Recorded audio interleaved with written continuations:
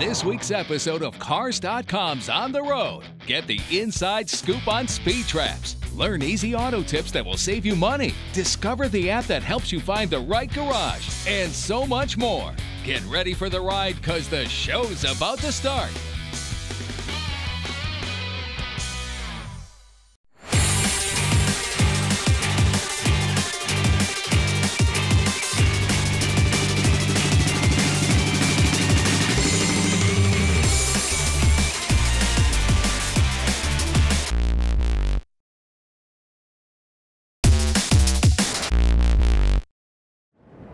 Hi, I'm Patrick Olson. And I'm Lindsay Beauregard, and this is the news this week from Cars.com. Have you ever gotten the idea that speed limits are there less for safety and more to make money for your local government? It isn't just your paranoia. Speeding tickets are a $4.5 to $6 billion industry, according to the National Motorist Association. With so many municipal budgets in the red, artificially low speed limits or strict enforcement may be a common practice in some regions. What metro areas are the worst for speed traps? CNBC.com looked at the total number of speed traps in the city based on driver reports. While it may not be totally scientific, reporters there found that two Texas cities, Houston and Austin, fare the worst because their speed limits fluctuate often. In these areas, it's not unheard of for a single cop to issue tickets worth thousands of dollars a day. Cities like Chicago, which relies heavily on red light cameras, don't fare well either. The top 5 cities are, at number 5, Jacksonville, Florida, with 175 speed traps. At number 4, Colorado Springs, Colorado, with 186 speed traps. Number 3 is Las Vegas, with 187 speed traps. 2 is Austin, Texas, with 189 speed traps. And coming in at number 1 is Houston, with a whopping 373 speed traps. So be on the lookout. Now, as you can tell, it's still cold here in Chicago, but the recent sales figures have got to be warming the hearts of automakers. The chilly weather throughout the country didn't stop car shoppers in February. Car sales from every major automaker were up. Some of those results include Nissan having its best February ever, as did Korean automakers Hyundai and Kia. GM sales were up 49%. Toyota saw sales increase 41.8% from last February, when it was in the midst of its largest recall in history. While the upswing was expected for Toyota, the Camry and Corolla still sold strongly overall, retaining spots in the top 5. Ford was up 23% and Honda was up 22%. What's driving that increase in sales? While consumer confidence is on the rise, it's easier to get credit, and healthy rebates for new cars have all helped. Speaking of bad weather, motorists are flocking to all-wheel and four-wheel drive cars, and it's not really all about winter. That's right, Patrick. According to R.L. Polk & Company, toward the tail end of last year, more than 35% of all cars sold came with all-wheel or four-wheel drive. That's a 5-year high. That's partly because of big gains at Audi and Subaru, whose models most often come equipped with the feature. Cadillac recently announced all-wheel drive gains of its own. Half of CTS sales and 3/4 of Escalade sales have all-wheel drive. Cold weather areas provide the strongest demand for all-wheel drive vehicles, according to Cadillac. Hot brand new models also offer the added safety feature, including the Chevy Equinox and the Jeep Grand Cherokee. And all-wheel drive systems are not as big a drain on gas mileage as they used to be. A 2011 Honda CR-V, for example, loses just 1 mile per gallon in highway driving if you opt for four-wheel drive over front-wheel drive. Remember, though, that these systems virtually always raise the price of a new car. Are gas prices that are up getting you down? There are things you can do about it. Start by shopping around. Right within this area, within a 2-mile circle, you'll find gas stations as much as 15 cents apart for a gallon of self-service regular. So go for the lower price whenever possible. But there are also things that you can do with your car. I know it sounds old hat, but believe me, there are people who are overlooking the basics. So let's cover a few of them right now. Start with tire pressures. Underinflated tires can cost you money at the gas pump. They also cause the tires to wear out faster. The car doesn't handle as well. As a matter of fact, it could even be a safety hazard in an emergency. So on a regular basis, check your tire pressures. And if they're not correct, go to a gas station and inflate the tire to the proper pressure. How do you know what that is? You'll find a sticker on the door jamb of most cars. Then there's the issue of weight. Manufacturers go to great lengths to get rid of 8 ounces here and a pound there. And then what do the owners do? They fill the trunk with junk. The one thing you want to do to improve fuel economy that's perhaps easiest of all is simply get the junk out of the trunk. Your trunk should look like this. Then there's the issue of aerodynamics. Manufacturers will spend literally hundreds of hours in the wind tunnel trying to smooth the shape of their vehicles so that they go through the wind with the least amount of resistance. Many vehicles, though, come with roof rails, and then owners put roof crossbars on them. Interestingly enough, just the crossbar itself can increase air turbulence and cost you fuel economy. So doing just those few simple things, checking tire pressures, getting the junk out of the trunk, keeping loads off the roof if you can possibly avoid it, do those things and you'll find that your fuel economy will go up. Hi, I'm Mike Hanley with Cars.com, and I'm here with the 2011 Mercedes-Benz E-Class Cabriolet. It's the latest version of Mercedes' redesigned E-Class, and it packs a number of technology features designed to keep you warm even when it's cold outside and you have the top down. One of the great things about the E-Class Cabriolet is that it keeps the sleek profile of the E-Coupe, which debuted last year. It's got a nice roof line, and it doesn't get too large in the rear here, which is something we've seen with some convertibles. It has a nice sleek look the whole way through. The top is fully powered and it has 3 layers, so it keeps it quiet inside. It takes about 25 seconds to go down and 25 seconds to go back up. You can also operate at speeds up to 25 miles per hour. One of the convertible's interesting features is the air cap system, which is designed to prevent turbulence from disturbing you or your passengers. It features this wing-like element on the top of the windshield and also a mesh screen that can lower or raise behind the rear seats. Now, with the system in place, I didn't notice a big difference in the front with it up or down, but backseat passengers experienced less wind rush when it was up, so that's a benefit there. And in addition, the convertible can also have the air scarf system, which can blow hot air around your neck to keep you warm when it's cooler outside. The E-Cabriolet's trunk measures 11.5 cubic feet, which is pretty large for a convertible. But if you want to be able to use the soft top, you have to lower this partition, and that takes up a lot of your trunk height. I actually had a small suitcase I tried to fit under this, and it wouldn't fit because of how much this intrudes into the cargo area. Now, you can throw luggage into the back seat because it's a 4-seat convertible, but who wants to mess up the inside of their nice convertible doing that? The V8-powered E550 Cabriolet starts at around $65,000, but as tested, the price of ours was $75,000. Now, before you have a heart attack at that price, just know that competitors like the BMW 650i convertible and Jaguar XK convertible both start at around $85,000 or $88,000. So against those models, this looks like a value buy.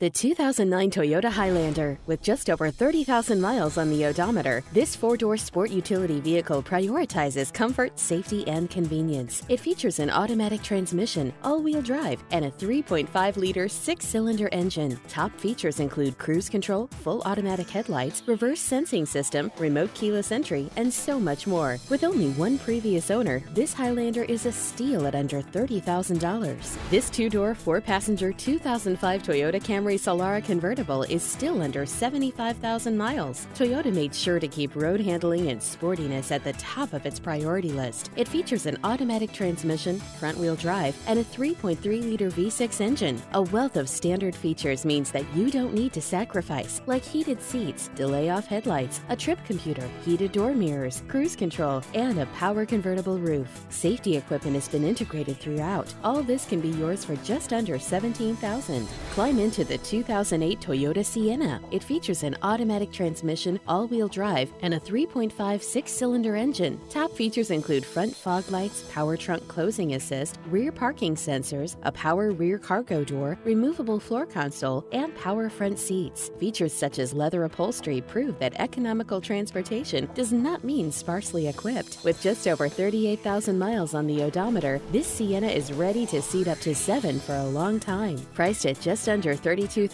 this model won't be around for long. Come test drive this 2009 Toyota Venza. With less than 10,000 miles on the odometer, this 4-door sport utility vehicle prioritizes comfort, safety, and convenience. Smooth gear shifts are achieved thanks to the efficient 4-cylinder engine. And all-wheel drive keep this model firmly attached to the road. Top features include cruise control, front and rear reading lights, a rear window wiper, automatic temperature control, and more. Passenger security is assured thanks to a full suite of safety features throughout the vehicle. At under $28,000, you'll want to see it for yourself today.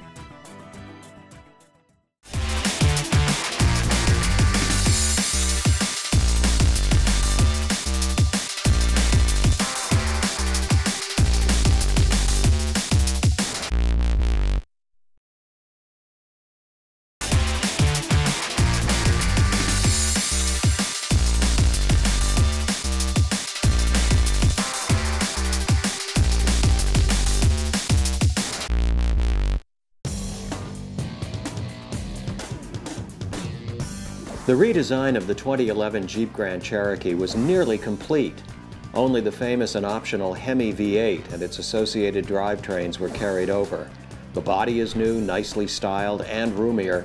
The chassis is also new, with independent rear suspension now standard. And if you go for the base engine, you'll be treated to a new and highly refined Pentastar 3.6-liter V6, which delivers 80 horsepower more than last year's V6. The real advancement, however, can only be determined on a test drive.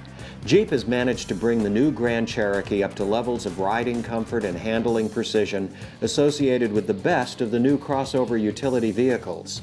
Yet it has not given up its off-road prowess. This Jeep can go just about anywhere when properly equipped, leaving those crossovers stuck in the mud. Fuel economy with the Hemi is a sore point, however. Still, this Jeep is highly competitive. If not the best in its field, it is definitely one of the frontrunners. Cool. Hey, are you facing a regular maintenance repair bill on your vehicle? Or maybe you got something a little more sinister going on and you know you're going to be spending a little bit more? Well, I'm Jeff with On the Road, and I've got an app for you to check out for your smartphone, which helps you figure out maybe what it is that you have to get done and even give suggestions on where to get it done. It's called Repair Pal.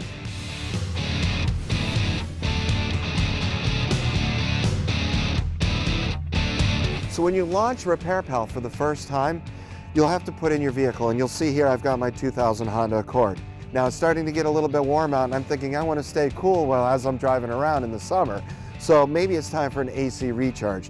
When I choose the nearby button, you'll see it pops up current location. And when I choose Get Estimate, what it will do is it will use my phone's GPS to find out where I am and give me an estimate for this particular repair for my area.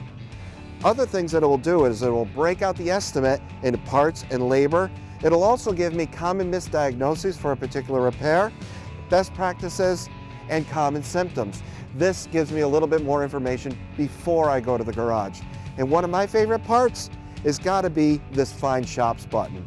Again, if I click the Find Shops button, it'll tap the GPS and will give me a list of garages nearby where I am, so that way I can get the repair done. And let's face it, breaking down on the side of the road's no picnic either. But that's where Repair Pal can also help you. With this assistance button, what I can do is I can call for tow services and get myself out of this jam immediately. So that's Repair Pal. It's a free download for your iPhone or for your Android. But if you're a BlackBerry user, you have to use the mobile web version. And you do that by pointing your browser to m.repairpal.com. And if you do that, you get access to the same stuff that the iPhone and Android users do. And I suggest you do it today because you never know when you're going to need it.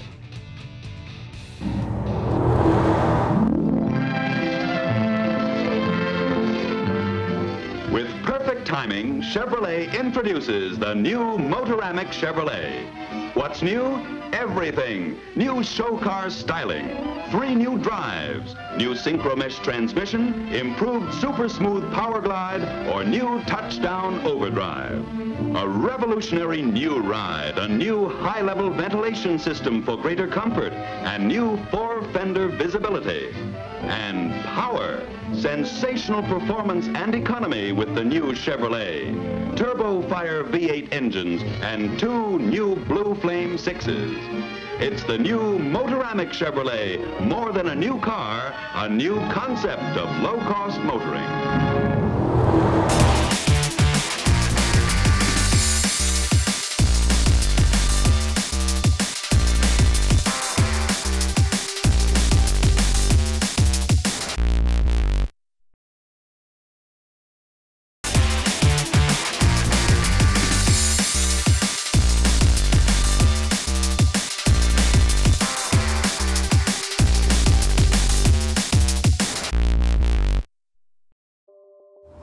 Hi, I'm Bill Jackson with Cars.com, and we're here with the 2011 GMC Acadia.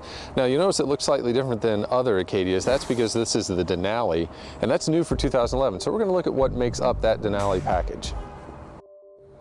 Now the changes for what makes a Denali start on the outside, there's a different front and rear end design. It's a little more cohesive, a little more different use of chrome. Also on the side there's body-colored body side moldings that are different than the regular Denali, and around back there are chrome exhaust tips. Also another easy way to tell it's a Denali is it gets these high-intensity discharge headlights. Now inside the Denali you get this leather wrapped steering wheel with sort of a wood grain finish that carries on through the center stack and in the interior. Another thing that's standard is you get these perforated leather seats that are heated and cooled. That's very nice. But I think my favorite feature as part of the Denali is this dual pane sunroof as well as a head-up display. Both are pretty nice to have. Now the Acadia is a 3-row crossover. It means you can seat up to 8 people. Now we have the 2 captain's chairs back here, but you can also get a bench seat to seat one more person. I have to say I don't find the seats particularly comfortable, but on the other hand I'm not really hurting for room, so that's pretty nice. Now obviously these are the 3rd row seats up. They fold over to give you more cargo room. And I go into more of the specifics about that, you know, how many golf clubs it carries as well as how it handles child seats in my full review at Cars.com, so you want to check that out. Now, the last thing about the Denali package is that it is just interior and exterior pieces. The drivetrain, engine and transmission, that stays the same whether it's a Denali or a regular Acadia. And I go into the driving impressions on my review at Cars.com. Overall though, I think for this price, the Denali package does offer some nice luxury bits.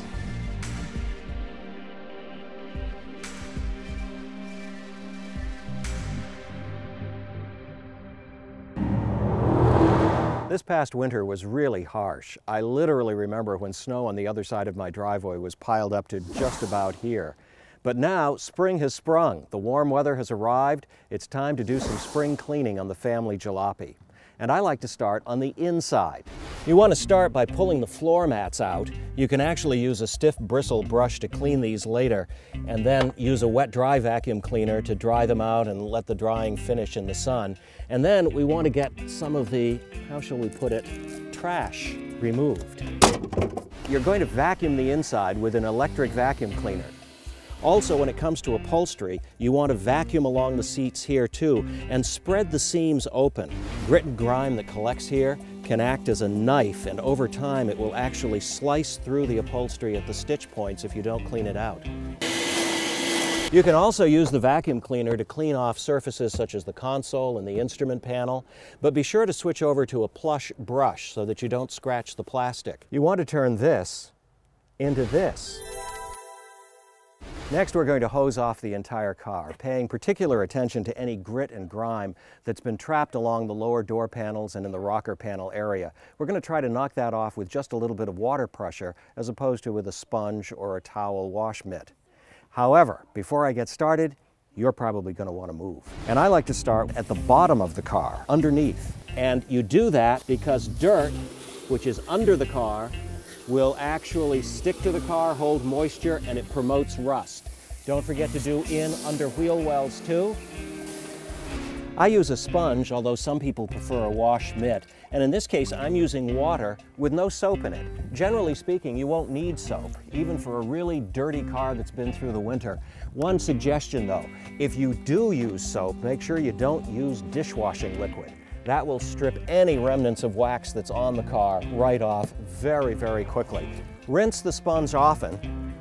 You may not be able to get all the dirt off, and if you can't, that's okay. We're going to treat that later with special products designed to get through to the really tough stuff. I'm going to finish drying the car now using this synthetic chamois. The reason you want to dry your car after you wash it is if you don't, all those water droplets will dry, leave spots, and it will look as if you didn't wash your car at all. Remember, spring is here. It's time to get out there and do a little spring cleaning.